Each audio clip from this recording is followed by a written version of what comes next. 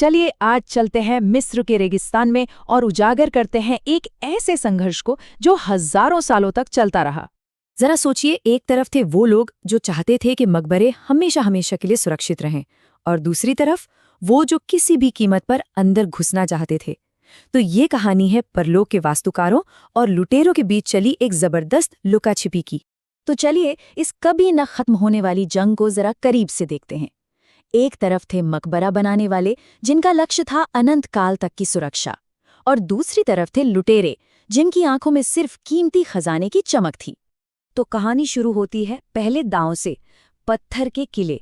उस जमाने में ना सीधी सी बात थी, जोर आजमाइश की रणनीति बस एक थी, मकबरों को इतना बड़ा इतना विशाल बना दो कि कोई उन्हें भेद ही न सके। शुरुआत में जो पिरामिड बने वो एक तरह से विशाल अलार्म की तरह थे। सोचिए, मीलों दूर से दिखाई देने वाली ये इमारतें मानो लुटेरों को खुली चुनौती दे रही हों कि आओ अपनी किस्मत आजमा कर देखो। बनाने वालों को लगता था कि बस इतना बड़ा साइज और बनावट की पेचीदगी ही चोरों को दूर रखने के लिए काफी होगी। अब देखिए मस्त मकबरा 17 के सुरक्षा को।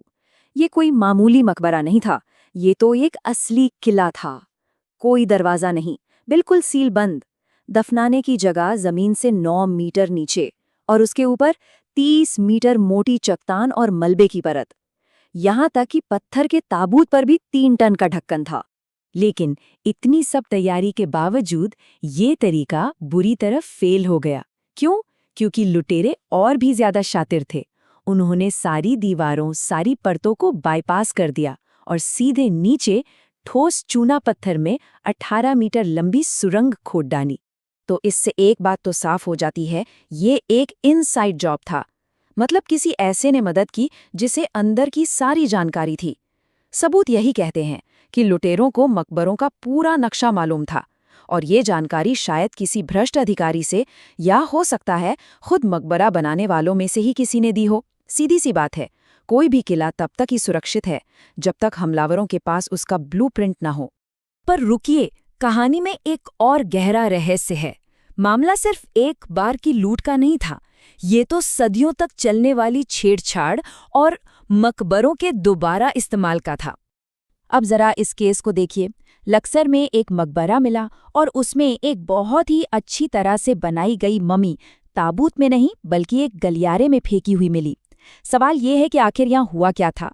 आर्कियोलॉजिस्ट ने इसे एक मॉडर्न क्राइम सीन की तरह ट्रीट किया और सुरागों को पढ़ने के लिए इस्तेमाल किया फोरेंसिक साइंस का। और देखिए फोरेंसिक से क्या क्या पता चला। पहला सुराग, रीढ़ की हड्डी में कोई बीमारी नहीं थी, मतलब इस शख्स ने कभी मेहनत मजदूरी नहीं की, तो ये कोई ऊंचे दर्जे का इंसान था। दूसरा, ममी बनाने का तरीका बहुत महंगा और अच्छा था, यानी ये किसी अमीर घराने से था। और तीसरा सबसे बड़ा सुराग, उसका गलियारे में पड़ा मिलना। ये सब मिलाकर एक ही कहानी कहते हैं, ये मकबरे का असली मालिक था जिसे लुटेरों ने कीमती गहनों के लिए ताबूत से निकालकर फेंक दिया था। और सबूत तो ये भी बताते हैं कि इस मकबरे को सिर्फ एक बार नहीं लूटा गया, बल्कि बार बार इस पर छापे मारे गए। दूसरे लोगों को दफनाने के लिए इसका इस्तेमाल किया गया, मतलब सैकड़ों सालों तक इसमें उथल पुथल होती रही। तो यहाँ इस जंग की एक नई परत खुलती है। मकबरे अब सिर्फ दफनाने की जगह नहीं रहे थे, वो तो आने वाली पीढ़ियों के लिए एक वैल्यूबल रियल एस्टेट बन गए थे। अब तक मकबरा बनाने वालों को एक बात समझ आ चुकी थी, जो चीज़ जितनी ज्यादा दिखेगी वो उतने ही ज्यादा खतरे में होगी। विजिबिलिटी एक लायबिलिटी बन गई थी, और यहीं से उनकी स्ट्रैटेजी में एक जबरदस्त बदलाव आया। अब वो ताकत की जगह धोखे की ताकत, यानी एक रहस्य की शक्ति का इस्तेमाल करने वाले थे। इस तुलना को देखे, सोच में कितना बड़ा बदलाव आया है। पिरामिड के जमाने में सब कुछ विशाल और सबके सामने होता था, लेकिन बाद के दौर में सब कुछ छिपा हुआ, गुप्त। सुरक्षा का तरीका था गहरे बिना निशान वाले गड्ढे, और लोकेशन जानी मानी जगहों से हटकर दूर दराज के रेगिस्तानी इलाकों में। मतलब अब सबसे अच्छा तरीका था ये पक्का करना कि मकबरे को कोई ढूंढ ही ना पाए। और ये रणनीति काम कर गई। कितना काम कर गई? पूरे 2000 साल तक। जी हाँ, फिलाडेल्फिया में मिला एक ऐसा ही छिपा हुआ मकबरा 2000 सालों तक किसी की नजर में नहीं आया, और इसने अपनी 80 ममियों को प्राचीन लुटेरों से पूरी तरह महफूज रखा। लेकिन कहानी में एक ट्विस्ट था। जब पुरातत्वविदों ने जांच की तो पाया कि एक मम्मी की गर्दन को बड़े धीरे से मोड़ा गया था ताकि उसका कीमती मास्क निकाला जा सके। ये किसी लुटेरे की तोड़फोड़ नहीं थी, ये तो बड़ी सावधानी से किया गया काम था। और यही सबूत इशारा कर रहा था किसी पुराने नहीं बल्कि एक नए आधुनिक चोर की तरफ। और वो चोर कौन था? ये जुड़ा है इजिप्टोमेनिया से। 20वीं सदी की शुरुआत में पूरी दुनिया में, खासकर यूरोप में, प्राचीन मिस्र को लेकर एक दीवानगी छा गई थी।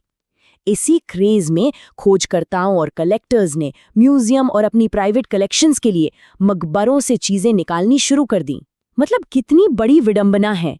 जिस रणनीति ने हजारों साल पुराने लुटेरों को मात दी, वो आखिर में एक मॉडर्न सनक के आगे हार गई। तो आज हम कहाँ हैं? सुरागों को पढ़ने का, इस कहानी को जोड़ने का काम आज भी जारी है। आज के पुरातत्वविद इस महागाथा के बिखरे हुए टुकड़ों को एक साथ जोड़ रहे हैं ताकि जो कुछ भी बचा है उसे आने वाले कल के लिए बचाया जा सके। ये टाइमलाइन इस पूरी हथियारों की होड़ को बहुत अच्छे से दिखाती है।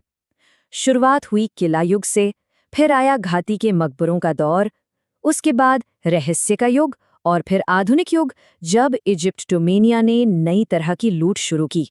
और आज हम संरक्षण के युग में हैं जहां फॉरेंसिक की मदद से पुराने अपराधों को सुलझाया जा रहा है। तो सवाल यही है कि इस रेत के नीचे अभी और कितने राज दफन हैं। खोज का काम तो चलता रहेगा क्योंकि मिलने वाली हर एक चीज प्राचीन मिस्र के इस सबसे बड़े रहस्य में एक नया पन्ना जोड़ देती है।